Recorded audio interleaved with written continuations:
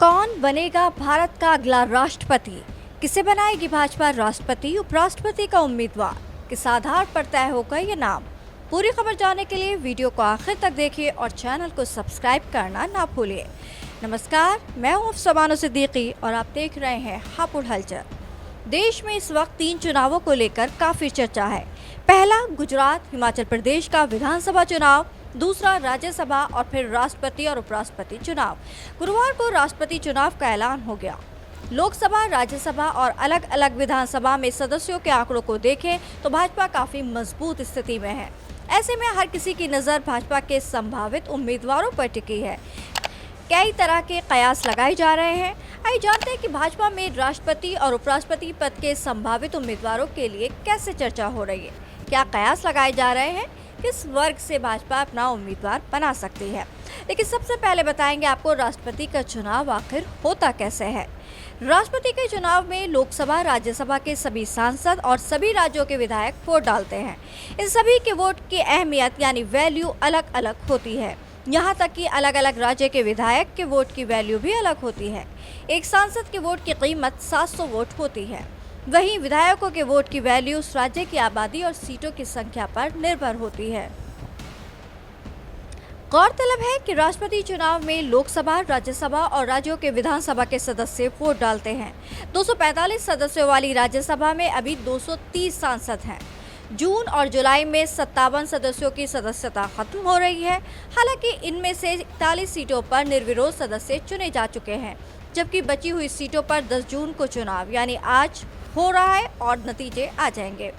राष्ट्रपति द्वारा मनोनीत 12 राज्यसभा सांसद राष्ट्रपति चुनाव में वोट नहीं डालते हैं। वहीं 543 सदस्यों वाली लोकसभा में अभी 540 सांसद हैं। 3 सीटें खाली हैं, इन पर भी चुनाव की प्रक्रिया जारी है।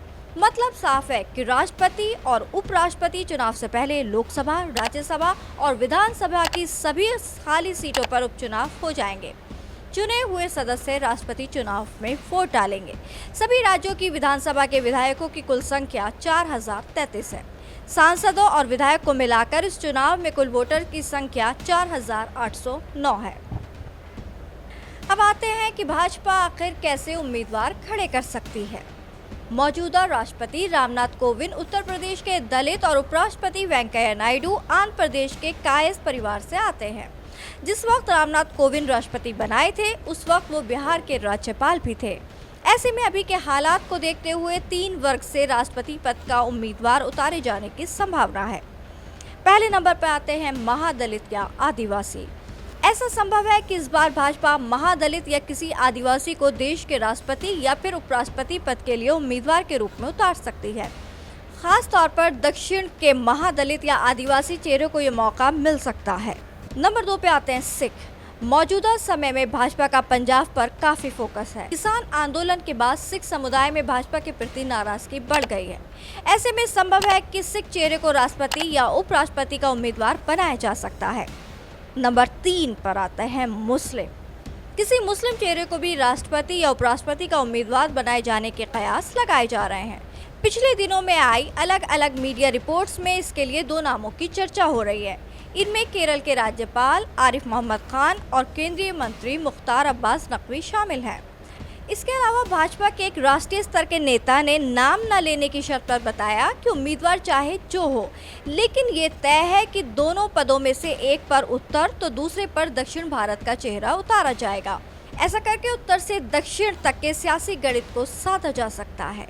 धन्यवाद। आपको हमारी खबर कैसी लगी कमेंट बॉक्स में लिखकर जरूर बताएं और जुड़े रहिए हमारे साथ और देखते रहिए हापुड़ हलचल।